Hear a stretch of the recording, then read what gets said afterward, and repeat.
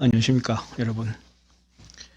아직까지도 우한 코로나 바이러스로 인하여 경기 몇 모든 행동이 힘들고 어렵습니다. 오늘은 개인회생을 신청할 때 처음부터 끝까지 진행 절차에 대해서 개시결정, 인가, 면책신청, 면책신청 후 재신청 등에 대해서 설명을 드리고자 합니다. 저는 법무사를 2004년도 1월 달에 개업을 했습니다. 이때부터 회생 파산 업무를 처리하고 있고, 회생법이 2004년도 9월 23일, 즉 처음에는 개인 채무자 회생에 관한 법률로 시작되었습니다.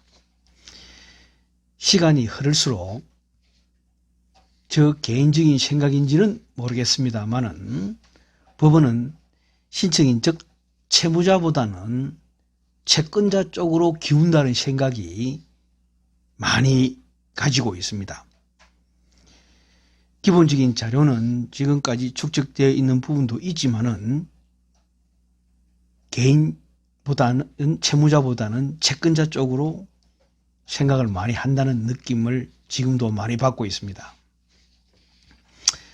통상 신청은 즉 신청인 주소지 관할 법원에서 신청을 합니다. 일부 강원도 같은 경우는 예외가 있습니다만은 통상적으로 지방법원 본원, 예를 들어서 저희 같은 경우 부산지방법원 본원에 즉 동부지원이나 서부지원에 신청하지 않고 부산지방법원 본원에 신청하는 것입니다. 또 직장 주소지에도 신청이 가능합니다. 개인회생은 직업이 있어야만 신청이 가능하기 때문입니다. 신청 후 해당 법원으로부터 회생위원이 결정이 되고 회생위원으로부터 보전권고 즉 서류가 미비하니 필요한 서류를 추가로 더 작성해서 제출하라는 내용이 보전권고입니다. 그리고 신청과 동시에 신청인을 관리하는 회생위원이 결정이 됩니다. 회생위원은 통상 부르기 쉽게 1회생, 2회생, 3회생, 4회생 이런 식으로 하고 또 법원에 따라 규모가 틀리고 사항이 틀리다 보면 또 외부회생위원도 있습니다. 통상 신청인을 관리하는 회생위원이 결정이 되면은 개시결정, 인용, 면책 결정을 받을 때까지 같은 회생위원이 담당을 합니다. 같은 회생위원은 공무원이 같다는 것이 아니고 그 회생 직책을 맡은 1회생, 2회생, 3회생이 같다는 소리입니다. 규정에는 신청 후 1개월 이내에 개시 결정이 되도록 규정을 하고 있으나 해당 법원의 사정에 따라 개시 결정 시기의 차이가 많이 나는 것이 현실입니다. 특히 제가 신청을 주로 많이 하는 부산지방법원은 여타의 다른 지방법원보다 상당히 많이 절차가 늦습니다. 정확히 왜 그런지도 저도 잘은 모르겠습니다.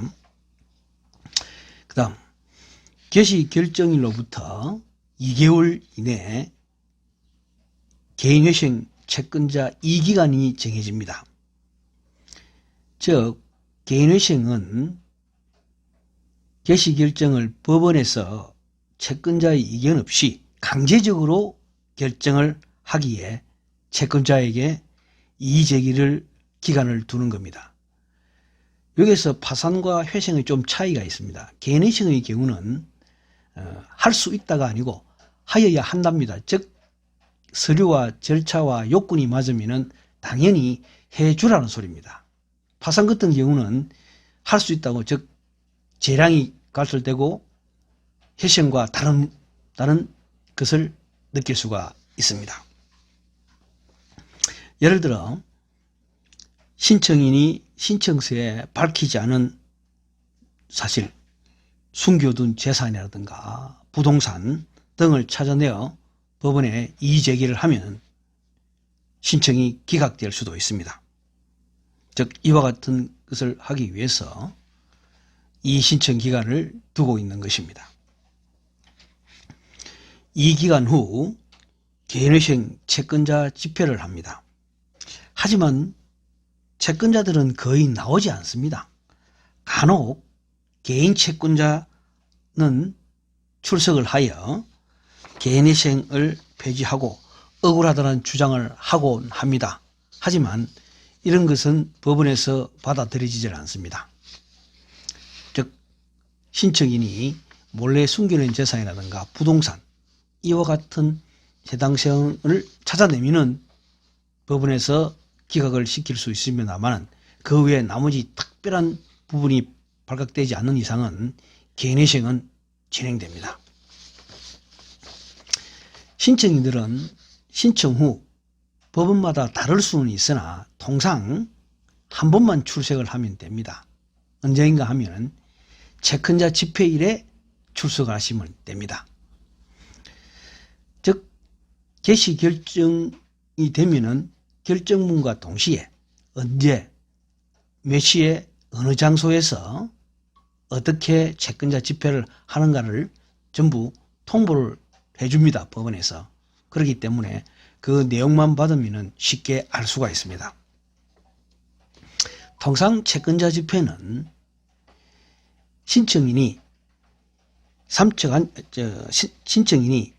채권자 집회 때까지 변제하기로 하였던 금액을 납입을 잘 하고 있는가를 판단합니다. 채권자 집회에는 신청인은 반드시 참석을 해야 합니다. 만약 채권자 집회에 참석하지 않으면 통상 한 번 더 채권자 집회 기일을 잡습니다. 만약 이때에도 참석하지 않으면 법원에서는 기각 결정을 합니다. 인가를 받은 후 변제기간 동안에 변제금을 납부하여야 하나, 혹시 납부금을 연체하는 경우가 있습니다. 법원마다 조금씩 다르나 통상 석 달을 연체하는 경우 개인회생을 폐지하는 걸로 알고 있습니다.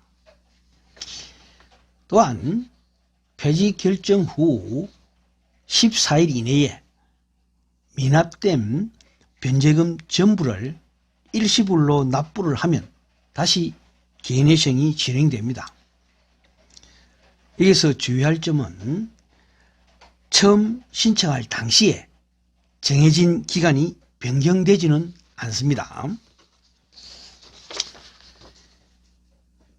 개인회생 절차 중 통합도산법 제624조 제2항 특별면책 조항이 있습니다.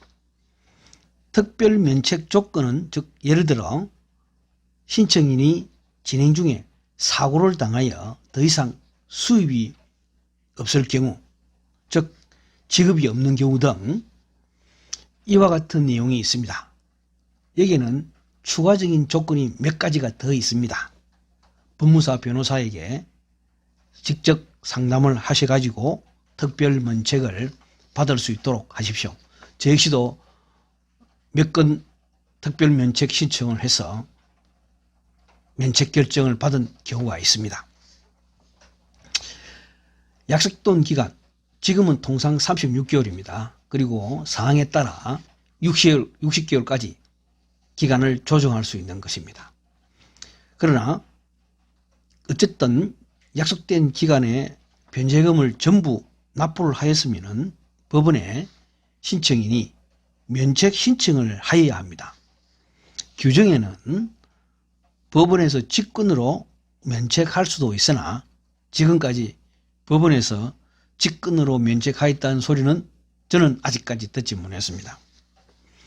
최근에는 개인회생을 신청하여 면책을 받은 후 5년 뒤에 다시 개인회생을 신청하는 의뢰인들이 많이 늘어나고 있습니다. 특히 우한 코로나 이후 경기가 좋지 않고 악화될 것으로 예상이 됩니다. 그러면 개인회생 신청 건수 역시 늘어나리라고 저는 생각하고 있습니다.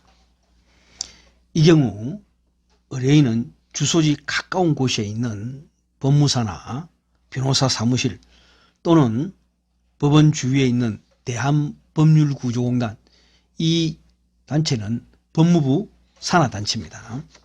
미리 시간 나시는 대로 상담을 받아보는 것이 좋을 듯합니다. 상담 시 역시 법무사나 변호사가 직접 하는 사무실에서 상담을 받아야 신청인들이 신청 후 업무를 처리하는 데 편리합니다. 지금까지 개인회생 신청에서부터 면책 절차를 받은 후 다시 5년 뒤에 개인회생을 신청하는 것까지 알려드렸습니다. 항상 감사합니다. 앞으로 더욱더 법무사 회생 파산 사주팔자 TV를 사랑해 주시기 바랍니다. 구독, 좋아요 부탁드립니다. 감사합니다.